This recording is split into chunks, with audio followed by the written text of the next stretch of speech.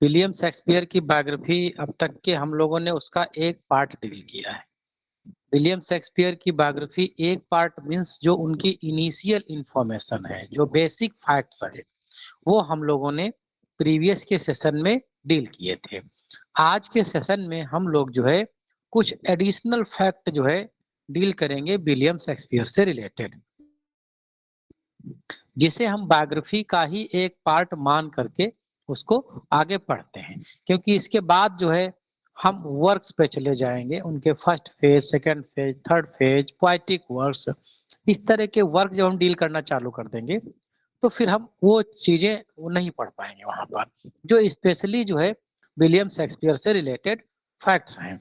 तो चलिए आज के सेशन में हम लोग बढ़ते हैं। देखो हम लोग ये पढ़े थे कल प्रीवियस सेशन में कि विलियम शेक्सपियर एक मेडिवल से एज से हैं और ये रेनेसा ऑथर माने जाते हैं, और ये जो है अर्ली मॉडर्न रेनेसा से रिलेटेड है, और मेन जो इनका एरा है वो जो है एलिजाबेथन पीरियड माना जाता है।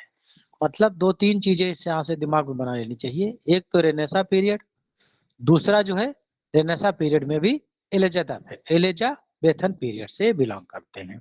एलिजाबेथन पीरियड का ये सारी चीजें हम लोगों ने पढ़ी थी, इनकी बायोग्राफी में कब इनकी जन्म हुआ, इनका कब इनकी डेथ हुई, कब इनका अर्ली लाइफ जो है, इनकी जो है मैरिज लाइफ, ये सारी चीजें जो है हम लोगों ने डील किया था।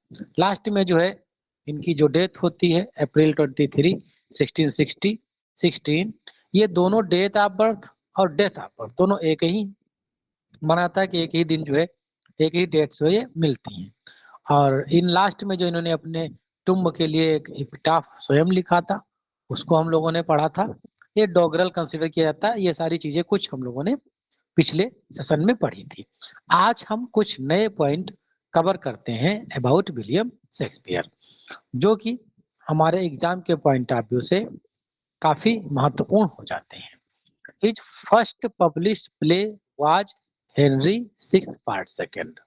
जनरली जो है जब पार्ट फर्स्ट, सेकेंड, थर्ड आता है लिखा होता है तो हमारा दिमाग में यही जाता है कि ये जो है पास्ट जो है पार्ट जो है फर्स्ट होना चाहिए, लेकिन पार्ट जो फर्स्ट है वो एक इक्वल है इनका पार्ट सेकेंड का। तो सिक्वल पिक्वल ये जो है ध्यान जरूर रखिएगा। ये डेट आगे लिखी हुई है, ये डेट जो है फर्स्ट फेज का चूंकि इनका वर्क है तो डेट्स यहाँ पर सर्टेन नहीं है। यहाँ पर 90 से 91 भी माना जाता है, कहीं पर 94 भी आपको मिल सकता है।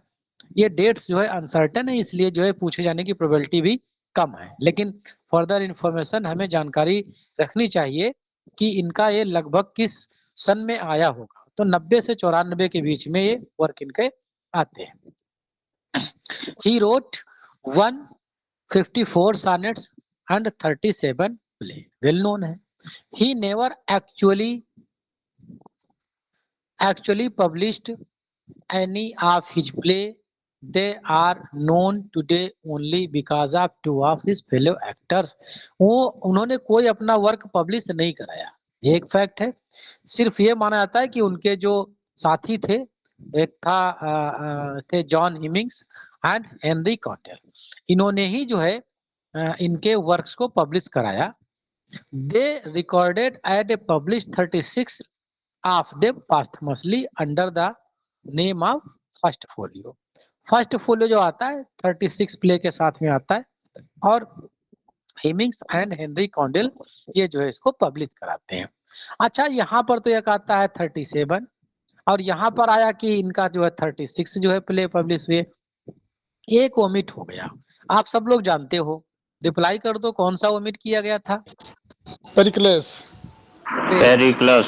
Pericles was written in the collaboration of George Wilkins because its authenticity was doubtful, so it was included in first folio. He was a partner in the leading company of actors, the Lord Chamberlain's men, founded in 1594। जो Lord Chamberlain थी 1594 में found की गई थी, उसके जो है partner के रूप में काम करे हैं। He wrote play for the Globe Theatre and it was burned down 29 जून 1613। ये ग्लोब थिएटर के लिए लिखते थे, जो कि 1613 में जो है, अच्छा डेट जनरली नहीं लिखी जब मिलती है, तो 29 जून ध्यान रखिएगा 1613 की घटना है, जब हेनरी एर्थ जो है परफॉर्म किया जा रहा था। रिबिल्ट भी 1614 में कर लिया गया था इसको, लेकिन बाद में जो इसका डेमोलेशन भी किया गया 1644 में। तो 2-3 डिटेल जो है ये इसकी ध्यान देनी चाहिए। एक तो इसका बर्न कब हुआ, और ये जो है रिबिल्ट कब कर दिया गया, और डिमोलिश कब कर दिया गया, 1613, 1614 और 1644। His collective sonnets were first published in 1609. The Comedy of Errors, अच्छा ये थॉमस थ्रोप के द्वारा पब्लिश किया गया था, पॉइंट नहीं लिखा है, एडिशनल ध्यान रख लीजिएगा। The comedy of errors is Shakespeare shortest play with 1787 lines. ये सबसे छोटा प्ले इनका माना जाता है।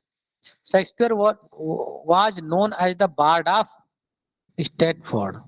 बार्ड ऑफ अवान भी आपको मिलेगा, बार्ड ऑफ स्टेटफोर्ड भी मिल जाए, तो दोनों चीजें अलग अलग नहीं है, ये एक ही चीज को जो है डिनोट करती है। King Lear was the banish from the English stage from making fun of monarchy and King George third. आपसे ये पूछ लिया जाए कि कौन सा इनका प्ले है जो बैनिश कर दिया गया था, तो किंग लियर था। कारण क्या था बैनिश करने का, क्योंकि माना जाता था कि जो राजा हैं, मोनार्क्स हैं, उनको जो है ना रेडिक्यूल्ड किया है, उनका जो है मजाक उड़ाया है। अच्छा, किस राजा का मजाक उड़ाया गया था, किंग जॉर्ज थर्ड का जो है मजाक माना जाता है कि बनाया गया, इसलिए इसको बैन कर दिया गया था। Love labours last has a highest percentage of rhyming lines. ये जो प्ले इनका लव लेबर लास्ट है, इसमें सबसे ज्यादा राइमिंग लाइंस मिलती हैं, हालांकि ब्लैंक वर्स है, ये सब लोग जानते हैं। There is no record also that ends well over being performed in Shakespeare life time. ऐसा कोई रिकॉर्ड नहीं मिलता है कि also that ends well Shakespeare के लाइफ टाइम में परफॉर्म किया गया हो। तो एक यूनिक पॉइंट हो सकता है कि कौन सा प्ले जिसका रिकॉर्ड नहीं है। ही नेवर अटेंडेड यूनिवर्सिटी, कभी यूनिवर्सिटी नहीं गए। ब्लैक डेथ के टाइम पर जो उन्होंने सरवाइव किया है। Shakespeare has many quarrels with the play critics. Robert Greene के साथ उनके कई जो है अपने लिटरेरी आर्गुमेंट या लिटरेरी विवाद उनके साथ में थे। और ये चीज आप जान सकते हैं कि जो उनका 1592 में पंपलेट आता है ग्रोथ विट्स करके, उसमें आप स्टार्ट करो करके जो है इन्होंने उनको संबोधित किया, एक प्रकार से क्रिटिसाइज किया रॉबर्ट ग्रीन ने। He has instant of suicide on unlikely 13 times in his work. इन्होंने जो अपने वर्क हैं उनमें जो है 13 टाइम्स को सुसाइड को दिखाया है। None of his plays were acted out by women. इनका कोई भी ऐसा प्ले नहीं जिसमें किसी भी वुमेन के द्वारा कोई एक्टिंग की गई होगी, ऐसा कुछ भी कोई प्ले ऐसा नहीं है। सब में जो है पुरुष ही एक महिला का रोल अदा करते थे। Shakespeare was buried in Holy Trinity Church Stratford Avon. बाद में जो है इनका स्टेच्यू भी बनाया गया वेस्टमिंस्टर अब्बे में। Shakespeare performed in many of his own place.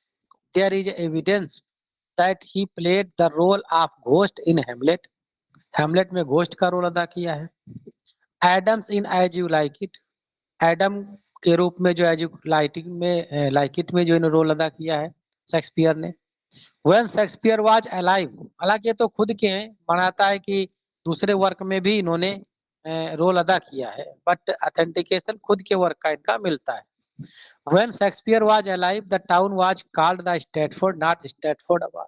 जब शेक्सपियर जो है जीवित थे, तो जो उनका टाउन था वो सिर्फ स्ट्रेटफोर्ड था, स्ट्रेटफोर्ड अपॉन अवान नहीं था। बाद में जो है इसे स्ट्रेटफोर्ड अपॉन अवान का नाम दिया गया, जो कि अब यही कंसीडर किया जाता है, स्ट्रेटफोर्ड अवान कंसीडर नहीं किया जाता है। Am I audible?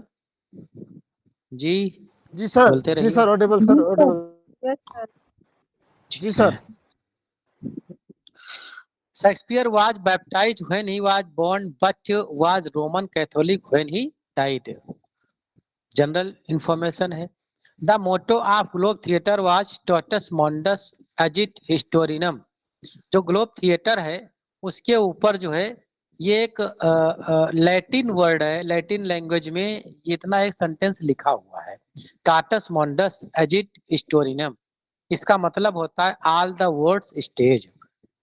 लैटिन में जो है इसे लिखा गया है, लैटिन का है ये वर्ड, और इसको जो है इन्होंने एज यू लाइक इट में जो है जैक्स के माध्यम से ये सेंटेंस बुलवाया है। ये पूरी स्पीच है, ऑल द वर्ड्स स्टेज के नाम से, जो act second scene 7th line 139 में जो है ये आता है। और इसका कनेक्शन इसलिए महत्वपूर्ण हो जाता है क्योंकि ये जो है लिखा हुआ है ग्लोब थिएटर के मेन जो है मेन गेट पर या मेन टाइटल पे उसके लिखा हुआ है। Shakespeare wrote King John the same year his son died 1696। हालांकि जो है किंग जॉन जो माना जाता है इसकी डेट जो है 95 भी आपको मिल जाएगी कहीं, क्योंकि ये फर्स्ट फेज से हैं सारे वर्क, तो इनकी डेट सर्टेन नहीं है। लेकिन कुछ क्रिटिक्स का मानना है कि उसी साल लिखते हैं जिस साल इनके जो है बच्चे की मृत्यु होती है, तो वो 96 का टाइम जनरली कंसीडर किया जाता है। लास्ट प्ले इनके ही रोट। हेलो जी सर, इनके बेटे की डेथ जो है 1596 में होती है, यहाँ पे 1696। हाँ हाँ, ये गलत हो गया है, ये दोनों गलत हो गए, ये गलत हो गए दोनों, ये मिस प्रिंटिंग है, ये मिसप्रिंटिंग, मिस प्रिंटिंग हो गया है। ये मिसप्रिंटिंग। इसको 15 कंसीडर करिए, 1596 फर्स्ट फेज 15 है, 1695 में तो थे ही नहीं, 1660 में तो भगवान को प्यारे हो गए। Last play he wrote 2 novels Kingsman, collaborated work है। ये अगर पूछ लिया जाए इनका लास्ट वर्क और कोलैबोरेशन का पूछेगा तो 2 नॉवेल्स किंग्समैन आएगा। अगर खुद ऐसे ही नॉर्मली पूछ ले या इनका सेल्फ पूछ ले तो फिर टेम्पेस्ट ही आएगा। इनका खुद का जो वर्क होता है वो टेम्पेस्ट ही है। शेक्सपियर हैड 7 सिबलिंग्स, कौन कौन से हैं? जॉन है, मार्गरेट है, गिलबर्ट है, और एक अनदर जॉन है, क्योंकि कई जो है इनके भाई खत्म भी हो गए। एन है, रिचर्ड है, और एडमंड है। एडमंड कैरेक्टर जो है आपसे पूछा सकता है कि जो इनकी माता है मैरी आर्डन, उनको जो है एक फॉरेस्ट आर्डन के रूप में जो है वहां पर डिपिक्ट किया है। किस वर्क में? एज यू लाइक में, क्यों? जी एज यू लाइक इट में। और ये एडमंड कैरेक्टर भी इन्होंने कई प्लेस में अपने दिया है, जिसमें जो है किंग लियर जो है एक प्रमुख है। तो ये एडमंड कैरेक्टर भी आपको लिए ध्यान रखा जा सकता है कि महत्वपूर्ण हो सकता है।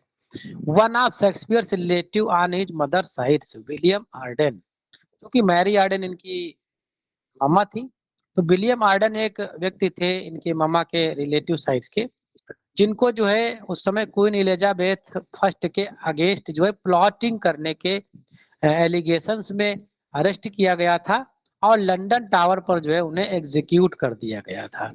तो ये एक एडिशनल इंफॉर्मेशन है। During his life Shakespeare perform before queen Elizabeth first and James first. James first 2 राजाओं का रेन जो है, 2 मोनार्क्स का रेन इनके टाइम पीरियड में रहा है।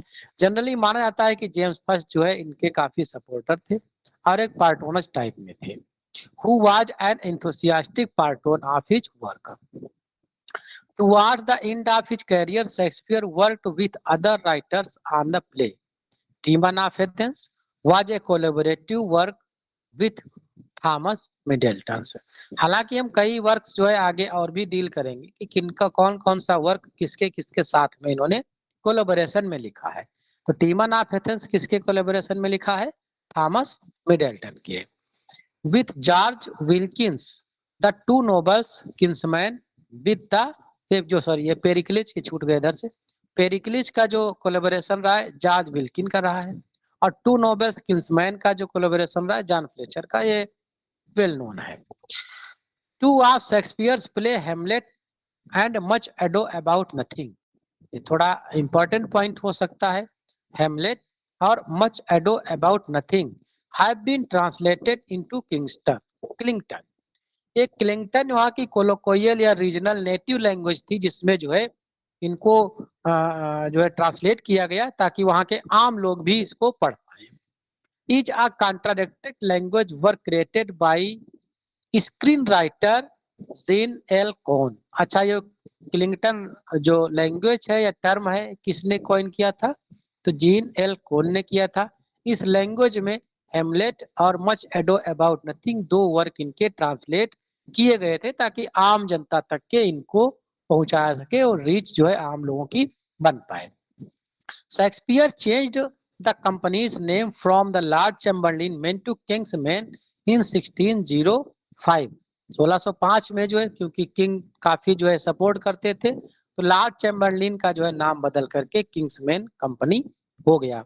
ही invented the word assassination and bump. ये माना जाता है कि ये दो वर्ड हैं, जो शब्द हैं, ये इन्होंने ही कॉइन किए थे, इन्होंने सबसे पहले यूज किया। Shakespeare is believed to have influenced the English language by coining certain words. कुछ अन्य वर्ड ऐसे हैं जिनको माना जाता है कि विलियम शेक्सपियर ने ही इनको कॉइन किया। सबसे पहले इन्हीं के वर्क में इनको जो है देखने को मिला था। ये ऐसा क्रिटिक्स का मानता है। कुछ लोग इसको मानते हैं कि नहीं, इसका जो है क्रेडिट इन्हें नहीं जाना चाहिए। कुछ लोग, और ये पहले से मौजूद थे, लेकिन जनरली पब्लिक डोमेन में ये धारणा है कि ये वर्क जो है, ये जो वर्ड हैं, ये इनके द्वारा क्रिएट किए गए हैं। जैसे फैशनेबल, ये किसमें किया है? ट्रायलस एंड क्रेसिडा में किया है। सैंक्टिमोनियस, मीजर फॉर मीजर में ये वर्ड यूज किया है। Eyeball, Midsummer Night's Dream में वर्ड मिलता है।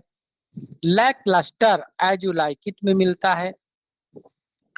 और फारगॉन कंक्लूजन ओथेलो में मिलता है। इन द पिकल टेम्पेस्ट का है। वाइल्ड गूस चीज, ये बहुत ही फेमस वर्ड है और जनरली ये जो पूछा भी जाता है। रोमियो एंड जूलियट में ये वर्ड देखने को मिलता है। वन फेल सूप, ये जो है मैकबेथ में जो है वर्ड देखने को मिलता है। तो इस तरह से जो है कुछ इंपॉर्टेंट वर्ड जो विलियम शेक्सपियर ने कॉइन किए, उनको जो है हम लोगों ने यहाँ पर देखा। अब आगे के सेशन में, मतलब जो कल का सेशन होगा, नेक्स्ट सेशन होगा, उसमें हम लोग जो है इनका जो मेजर टाइप्स हैं वर्क के, जो जॉनरा यूज किया है, ड्रामा है, पोइट्री है, ट्रेजेडी, कॉमेडी, हिस्ट्री, इनके जो है आगे वर्क्स जो हैं, इनका जॉनरा क्या है, इनके फीचर्स क्या है, कौन कौन से वर्क किसमें आते हैं, इन सब चीजों को जो है हम आगे नेक्स्ट सेशन में हम इस चीज को डील करेंगे। आज का सेशन हमारा यहीं तक है। यहाँ तक के किसी पॉइंट में कोई कंफ्यूजन हो या दिक्कत हो तो बता सकते हैं। जी, am I audible? आज का यहीं पर तक के सेशन रखते हैं। कल मिलते हैं एज यूजुअल। अगर यूट्यूब पे आप लोग इसे देख रहे हैं तो 2-4 लोगों तक पहुंचाने का कष्ट जरूर करें, ताकि ज्यादा से ज्यादा लोग जो है हमारे इस सेशन में आ सके। Thank you, nice evening to all of you. Thank you.